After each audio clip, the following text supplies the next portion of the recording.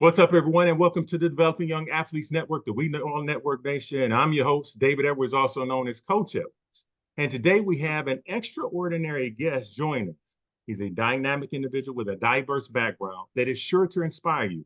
As a former college football player and standout athlete in both football and basketball during his high school days, he has always been passionate about sports and physical fitness. Transitioning from his athletic career, he was worn into many hats. He is currently the Seattle Seahawks in-game host, a social media influencer, and fitness trainer. His journey has taken him from the field to the pulpit and beyond, and while maintaining his commitment to empowering others. He is also the author of a new published book, Lead with Faith, Play with Purpose, 100-Day Devotional for Athletes. Now, this just came out July 30th. Today, we'll dive into his insights on how faith and purpose intersect with athletic excellence and explore his mission to inspire the next generation of leaders. Welcome to Network Nation today, Andy. Thank you so much. What an intro. Oh, well, thank you, sir. We try. We put Wow. forth, try to put forth an effort. Now, you've probably been on a number of shows and you probably heard, well, Andy, what is your background? What is your origin story? Well, I'm going with this. I know you hmm have three pillars, and let's go here first. I don't think if it really resonates anybody, and we're gonna get into the words faith. I don't think a lot of people really understand the power of the word faith. We're gonna Mm, get into that, but purpose too, right? And lead. I like those three words. And I'm gonna yeah. lead into it with this with your origin story. I know you Okay. have three pillars. I call them the three F's: hmm family, hmm faith, and fitness. All three powerful F's. I know Yeah. also your family is similar to mine. My parents were involved. Father played sports. I know that your family was involved. Your mother and father was very athletic, involved in your Yeah. life. How did that, looking at it from a family perspective, how did that kind of blend you or make you to who you are today? Yeah. I had it modeled for me. A lot of times things are caught more than it's taught. So you're seeing it. I'm seeing my dad and mom always working out. I saw them doing their katas and martial arts in the basement. I'm seeing my dad going to basic training, working out, coming back home, but being a father and showing that he can actually do multiple things. So when I hear excuses, for people like, well, I'm just so busy, I'm doing this. I watched my parents do it. My parents were pastors, they were in our lives, they were working. My dad was in the military, as you know how busy that can be. And I still felt loved from both my mom and dad. And so me seeing that gave me a high standard of how you should be as a father or how to create a family dynamic. Right. And then you play high school sports, also from Ohio, Buckeyes, hmm right? I know got a little somewhere the horseshoe out. Younger than I am. I remember when the horseshoe used to be open back in Oh, Columbus, okay. Ohio. So I'm going back. Now there was a Uh-huh. story with you. I'm gonna get in this a little bit. That your father took you to a game. That's what really lit you up about, man, this is I like this. I think I want to play this sport. I'm gonna go somewhere. Everybody follow me as I lead this trail of crumbs. Sometimes I can go off left or right with it. But we're leading to something here. Tell everybody, because I know the story. I want to Yeah. hear from your mom about how it's we're getting to a point, everybody, and we're getting to why it's important to have a paradigm in our life who surround us as far as family is concerned. How did that impact you? Because I know just hearing your story, it was very impactful. Yeah, my dad surprised me and he took me to Ohio State verse actually, which is funny when I think back now, against UW because I'm now in Washington. And Right, it was right. Ohio State versus UW game.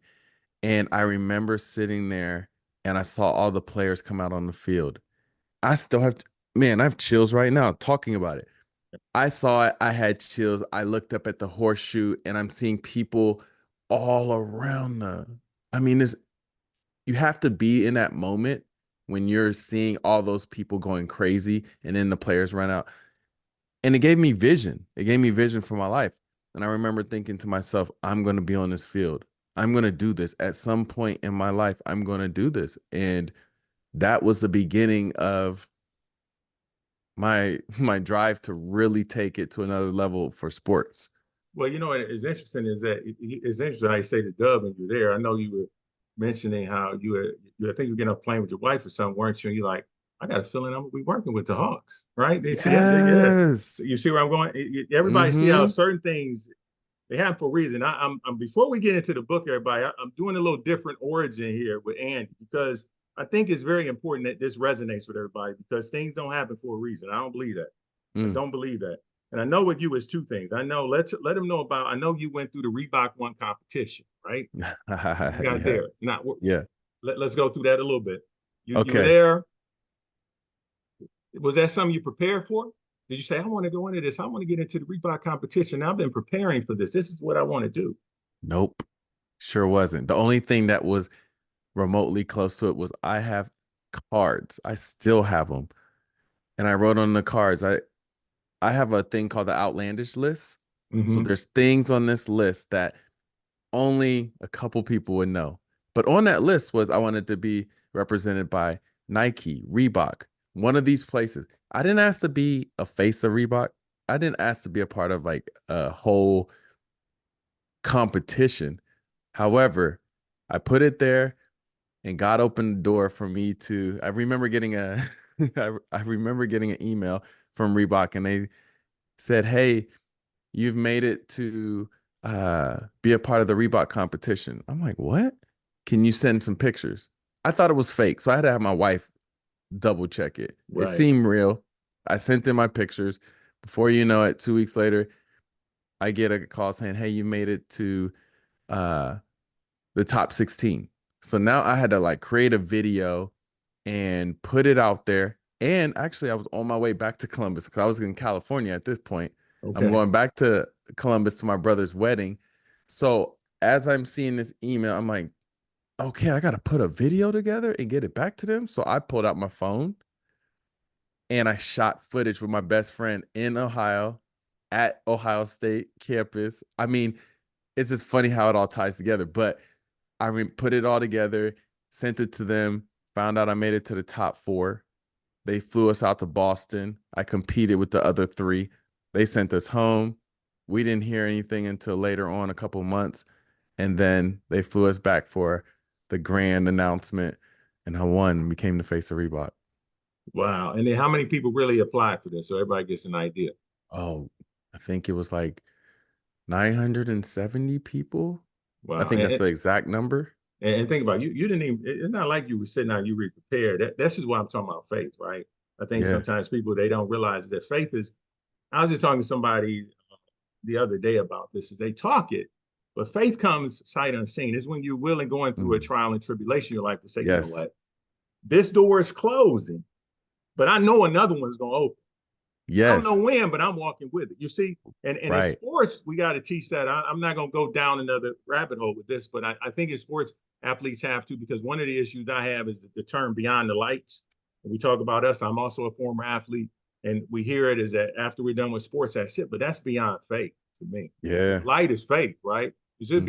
It should be the lights of faith, not beyond the lights, because light means there's the end, there's darkness, there's no more anything. And I want to Hmm. get out because we're going to change with some things we're going to talk about on the show today. Well, everybody, you Hmm. ready for this? Because we just go in a different direction, but we're Oh getting there. yeah. Hey, Now, let's move though. let's go. Let's go. So here's the thing. And the Seattle Seahawks. Let's get to that. Now, let's social, you're an influencer. How many you have Mm. on TikTok? Let everybody know. Almost How 2 many? million. Almost 2 million. Now, 1.9 million. how did they find you The Seahawks found me on TikTok. on They saw TikTok? me, they saw me on TikTok. They actually were creeping through my lives. So I would be on live and the mascot Blitz would pop up here and there through my lives. And he'll just type in a few things, say what's up. And I'm excited to see that he's in there, but I'm just doing me. And then I remember I received a DM March of like 2021 or 2022, 22.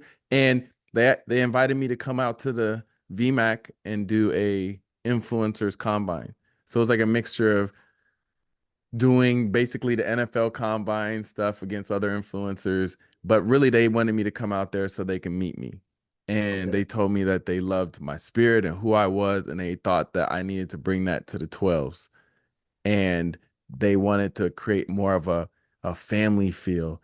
And they liked the natural, you know, person who I was. Because that's the other thing that I want to remind people. Please be yourself. Be you. Yes. Because Yes. that's one thing I am on my social media. You meet me in person, you hear me on here, look at my social media, I'm the same exact person. I don't have an avatar of myself where I've met other influencers where they're completely different than who they are online. That's exhausting. And Hmm. then you have these brands or people who may want to collaborate and partner with you, and they're thinking they're getting one person, but then they're getting someone else. The good thing was I'm just being myself. So I didn't have to change or be someone I'm not. You like me for me, then what you see is what you get. And then that's what opened the door for me to be a part of the Seahawks. And see, that's when I think about it, it's like you never know who's watching you and looking at Right. your consistency with it. Because in the beginning, when you first done TikTok, when you were doing it, you weren't thinking about that. And that's another No, thing where you really prepared for it. no. No, there we go, The- faith again, right? There yeah, we the go, faith again. only thing I was prepared for was my consistency. I I got furloughed. I started March 1st at my job here in Washington. I got furloughed on the 12th because of COVID. Now I'm at home. And then I had 4 brand deals that was coming in. My Instagram gets hacked. So I lose all of that. So I had to start fresh.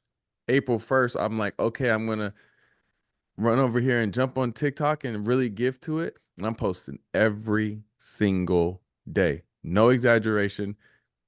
I didn't miss a day for 2 years. Only times I missed in 2 years was because like a video was banned and then they had to put it back up. But for an entire year, I posted 4 to 6 videos, sometimes 8 videos a day.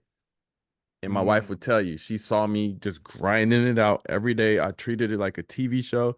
And I'm like, other people are doing the same thing, but I'm not gonna let them outwork me because if they're doing the same stuff, they take a break, I'm not. So you're gonna see my content on a consistent basis over and over and over. And within a year, I went from nothing to 1 million followers within a year. Now, in the beginning, how many did you have? Let's say 3 months in. Everybody, listen to this. 3 months in, how many did you have roughly? Just guessing. 3 months in, I maybe had maybe 7,000. Maybe 7,000. Because a lot of Maybe. now young athletes out there, because I always hear them, I'm gonna get on there and a lot of people gonna follow, but they're not willing. It's the consistency and the commitment. That's why I wore the shirt for Yeah. them today. And I always tell them consistency. You got to be consistent with something.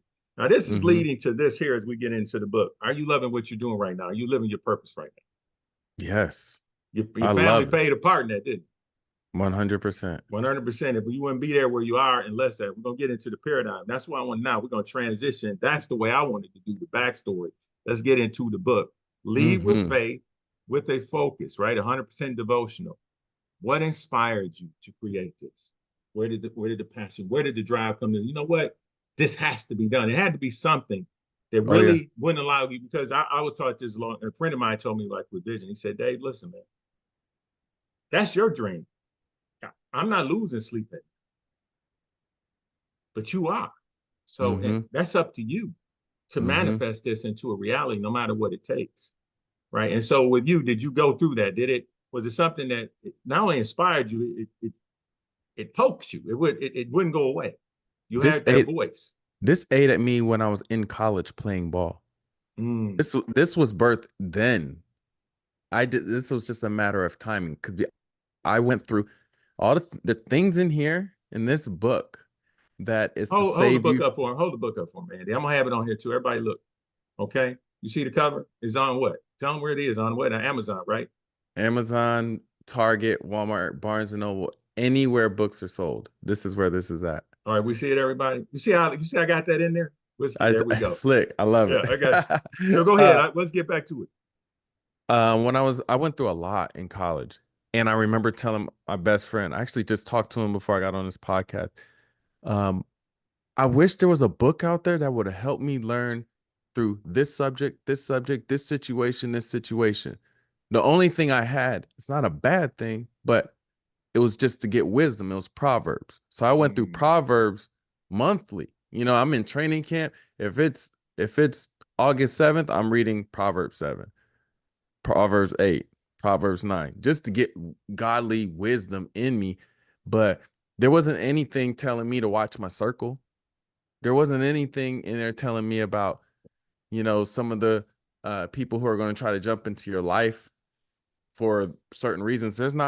There wasn't anything in the book or in my life telling me about freak accidents, what it's going to be like when you stop playing your sport, how you're going to feel, how you're going to transition. I had none of that stuff. So I remember saying it was like a bye week, and I'm laying in the bed and I was telling my boy, I'm like, I'm going to write a book to help other athletes. I didn't know when that would be. I didn't know what that was going to look like. I mean, this is years ago, you know? So Mm, it just came with that's been a burning desire. It's been my heart. I always have a heart for athletes. I have a heart for those, empathize for them. And anytime I was around other athletes, whatever it is that God put in me made them feel comfortable to share deep, dark um things that goes on in their lives or ask questions, and I was able to act out this book before it actually became something tangible for you guys and to have in your hand. So this has been this has been brewing for years. and so how do you see this? Because I know you refer to this book as a cheat code for every Yeah. athlete, right? Hmm. And I can Yeah. see why it is a cheat code. And you talked about something. Let's talk about chapter 37, because this is something we're going to touch a little bit on, jealousy. I know there was a situation you ran into recovering from an injury, right? Hmm. Right. And then the local news covering your story, right? Kind of tell, Yep. and we're going to talk about this, and I'm adding into this, everybody, NIL deals for you young athletes too. Hmm. So I hurt my knee in the game, and it's the first game, and it was on purpose. The guy, I'm at the I just ran the ball, broke yardage. I get tackled. I'm under the pile, and they grabbed my leg and then pressed down on my knee, so that I hyperextended my knee, which ended up tearing my meniscus.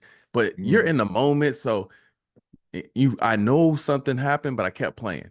So I'm on, I'm fuming. I'm upset, but I'm also like, y'all not gonna stop me. right. Fast forward, the next day, my knee blew up like a balloon. I know something was wrong. I had to find out. They tore my meniscus. I had to have surgery. So I had surgery done. They brought in a special doctor to really work on me so I could be able to get back quicker. They gave me medicine called Daypro that didn't know I was allergic to it. So it caused a bloody ulcer in my stomach. Mm, And okay. one late night, I got up, I was feeling horrible, and I went downstairs, and then I started throwing up like crazy. And it just tastes like I had iron in my mouth. Like it felt like I was throwing up weights, you know? Yeah. And Yeah. and my mom came down the stairs, and then when she flicked the light on, there was blood everywhere. So I was Wow. bleeding internally and didn't even know it. And so I get rushed to the hospital. They're telling me like I may have to have a blood transfusion. And I mean, I'm losing blood everywhere. Everywhere you think you can lose blood, You were losing I'm it. losing blood. And it wasn't looking good. Fast forward, they get it under control. I'm in a hospital. There's there's rumors I'm dying, all kinds of stuff. And then there's jealousy from players who are getting upset because the news is covering me about my situation, but not covering them playing in the sport. So Mm, it was tough. And it really showed a lot for me. I remember writing a poem in the hospital about friends that I ended up becoming the speaker for our senior year. But and I shared it then. But during that time, you know, no one prepares you for a situation like that in jealousy. And we have to be able to respond rather than react because anyone could just react, and reacting is our flesh, our skin. That's that's more of a sin nature. But if you respond rather than react, you think before you speak, you think yes. before you uh react, and you're gonna have a better outcome. And thank God I responded, because then I was able to think on it, come back, and I came out like a caged pit bull for the rest of the season, and I went nuts. Well, see, let me ask you this then, because right now we see all these things going on in NIL deals, right? I mean, there's a Yeah. lot of money out there. And now I Yep. know in Florida they pass it for high school. I'm up here in Michigan, been talking to coaches. We had some showcase stuff this weekend, and Hmm. everybody's knowing, well, when is it coming out? It's tough on coaches. It is, because it opens up Yeah. Pandora's box. But Yep. then I want to think back when you were an athlete. It's like I always think like, there was no, I mean, when I played it was just turning the corner with big contracts. Not even here right now.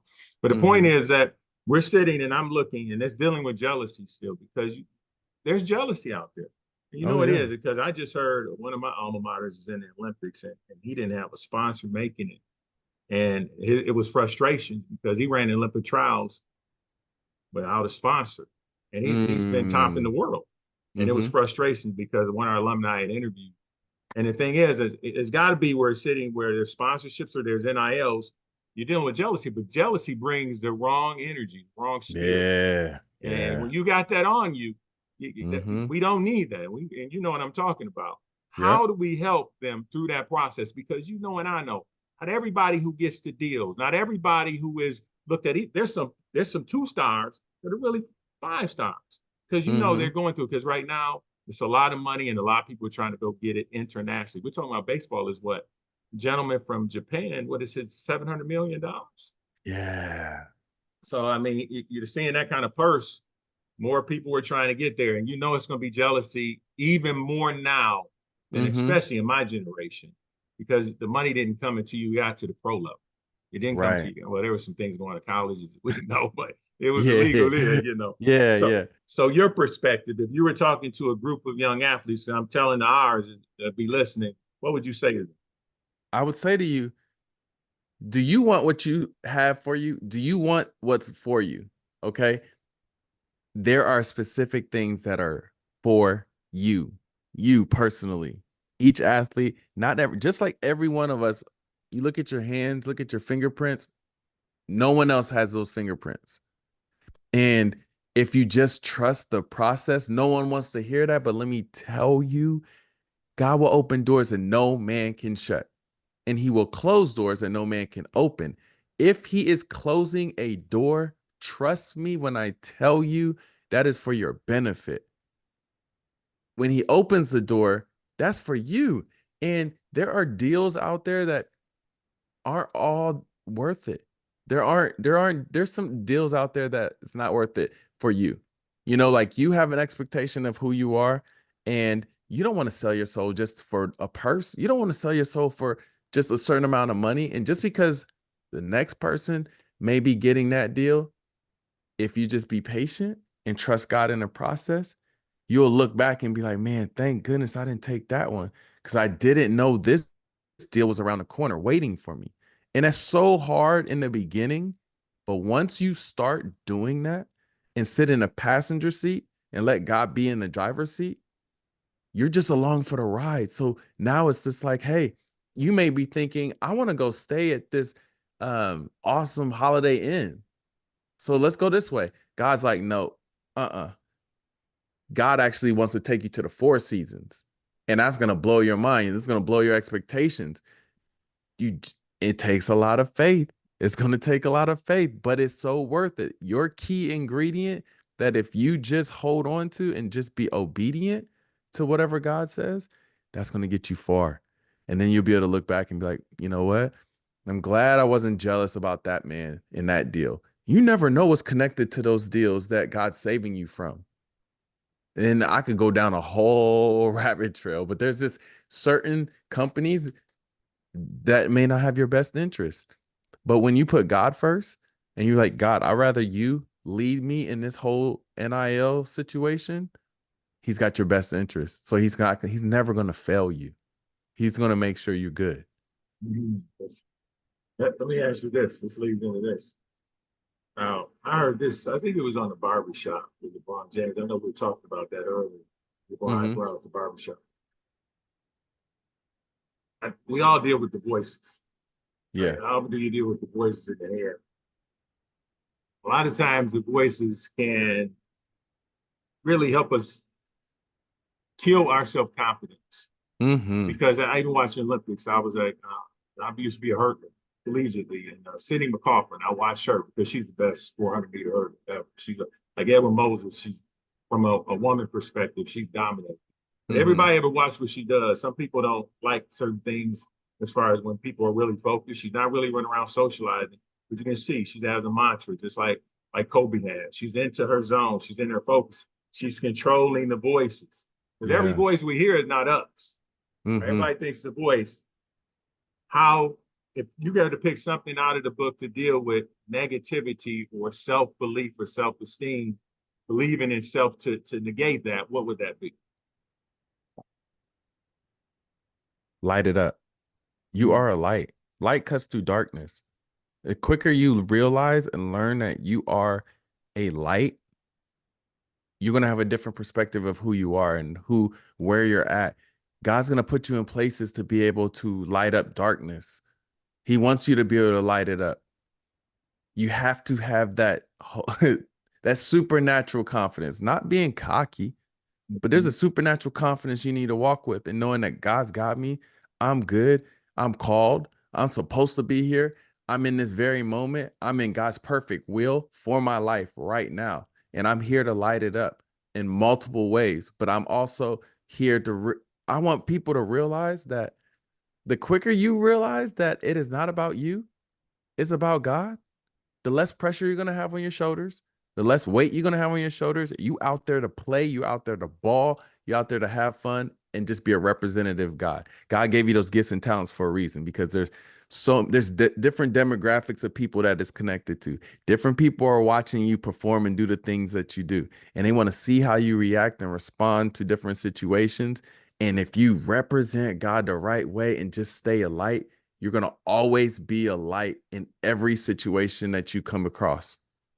Good point. Good point. Listen to this. How can parents best support their young athletes? Development on both ends of the field and off the field.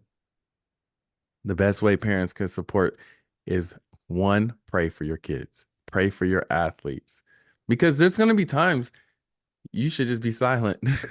You're not going to be able to say all the things that will connect with the athlete, especially after a game that they just lost. I remember that was the difference between my mom and dad. My mom will always have something to say sometimes, and it Mhm. may not be nah, mom, I'm not trying to hear that right now. And Yeah. she has the best heart. She has the right intentions, but sometimes it's okay to just be silent. But the best thing you could do for athletes is pray for them and provide them with the right tools, like lead with faith, play with purpose. And that's not just a shameless plug. It's legitimate. Once you go through this book, and you'll understand, oh, I see why this would be so useful for my son or my daughter while they're playing their sports, because there are just certain things that a parent won't be able to walk you through. With this being able to help walk you through these different topics, and at the end of the day, this is going to always inspire and motivate you to go to your Bible. The more you're in your Bible, the more it's going to be impact for that athlete's life and change their life. Because the Bible is living. It's live, living Rhema word in the Bible that if at the end of the day, that's what you want your athlete to be engulfed in. Now, let's talk. So the devotionals consist of 5 parts. Explain to them the 5 parts. Yeah. So I start off with a scripture, always the word. We start off with a scripture, and then there's the pregame, like your warm ups, So I'm asking you questions to get you warmed up in the topic that we're going to be diving in at hand. And then it's game time, where I'm giving you some food, some meat, and tying everything together so that you can be able to walk away and feel like you got something out of this book. How you could take the scripture and a life subject and merge it together and then be able to apply it to your life. Then there's the post game keys. So then I highlight certain things for you to walk away with right away. And there's certain um, action steps that I'm going to have you do right away to help you take what you just read and apply it to your life. And then there's prayer in there. And I'm going to pray for you, give you a prayer for you to pray for yourself. And then throughout the week, you pray these prayers over yourself when you don't even know what to say. There are times when you just don't know what to say. You can be able to pull this up, read that prayer over yourself. So, what are key things? What is a key message you think young athletes, to take away from this book? The key thing is that it's not about you. God gave you so many gifts and talents, but at the end of the day, it's not for your gain, it's for God's glory. And the quicker you realize that, you will have less stress. You will have less me-centric mindsets of, yes, there's college coaches at your practice. Yes, you want to perform and do the best that you can. But at the end of the day, just be chill, be calm, know that God gave you those gifts, be confident in it. You've put the work in. So now just do what you do. And don't worry about what other people are thinking around you. It's just like, hey, I'm out here. God gave me this gift and ability, and I'm going to go kill it. I'm about to cook, and I don't have to worry about what everyone else is thinking. I like what you said. Don't worry about what others are thinking about you. Because I think that's a Yeah. big thing too. They're more concerned with what others are thinking. Once they can cancel Mm-hmm. that out, think the world, because there's a 33 and a third rule, everybody. We know it. Like, dislike, and don't care. The Mm-hmm. older you get, the less you care what people think. Right? Yeah.